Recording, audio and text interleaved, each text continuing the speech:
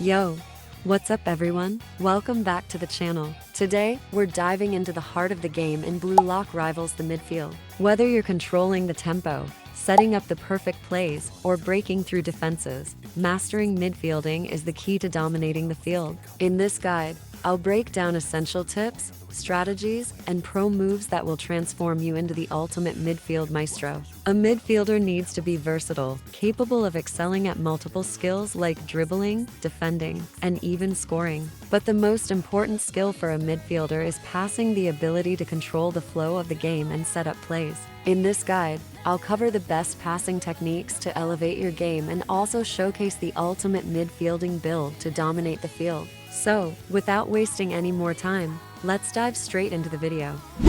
First up, let's talk about the build. Starting with styles, here are my top 3 picks for midfielding. Coming in at number 1, and it's no surprise, is the best midfielder in Blue Lock, Saitoshi. His magical turn and perfect pass are incredible for precise passing and smooth dribbling, giving you total control of the game. Plus, his ultimate ability is absolutely overpowered, making him a must-pick.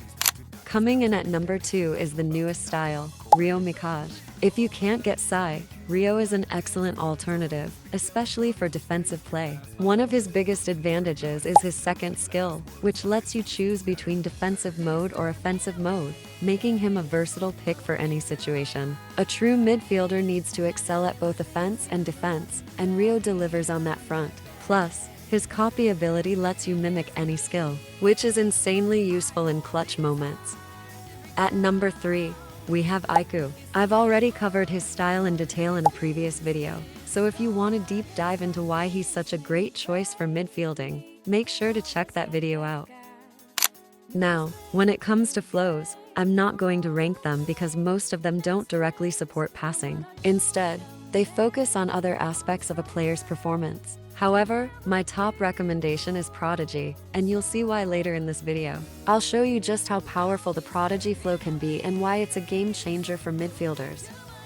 Alright, now that we've covered the build, it's time to move on to the real key to becoming a great midfielder.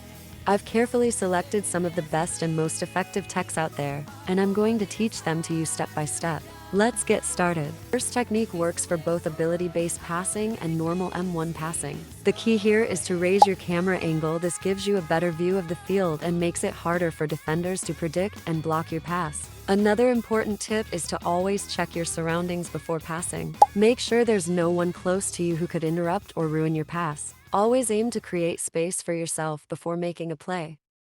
The second technique is called the pass-through. This involves passing the ball slightly forward to the player you're targeting, rather than directly to their current position. This technique helps them gain space and momentum, allowing them to reach the goalkeeper faster and get into a better position to score.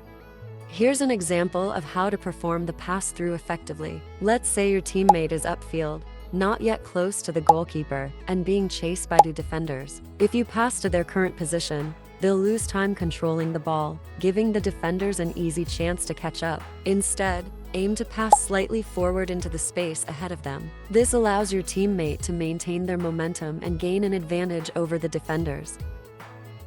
Now let's move on to the third technique, header passing. This technique comes into play when you start air dribbling. Instead of keeping the ball to yourself, you can pass it mid-air by directing the ball with a controlled header, like this. The benefit of header passing is that it's unexpected and difficult for defenders to block. It's also a quick way to pass the ball without having to worry about gaining space, making it a great option in fast-paced situations where you need to keep the play moving. Now, let's talk about our last passing technique, curve passing. This is where the Prodigy flow really shines. It allows you to curve the ball and deceive defenders, delivering some beautiful and unpredictable passes. The only downside to this technique is that it takes a lot of practice to master. As you can see in the video, I'm still getting the hang of it since I just rolled Prodigy, but I can guarantee that if you use it correctly, it's an incredibly powerful technique that can turn the game in your favor. That's all for today's video. Of course, there are other techniques, like passing with shooting abilities for stronger passes. but I've focused on the most powerful and effective ones. Keep in mind, though, that these techniques alone won't make you a great midfielder. The real skill lies in knowing when to use each technique in the right situation, and that requires some big brain decision making. Let me know in the comments which tutorial you'd like me to cover next. I'm only doing these tutorials based on your recommendations. And don't forget to like and subscribe. I'm so close to hitting 1,000 subs. Peace out.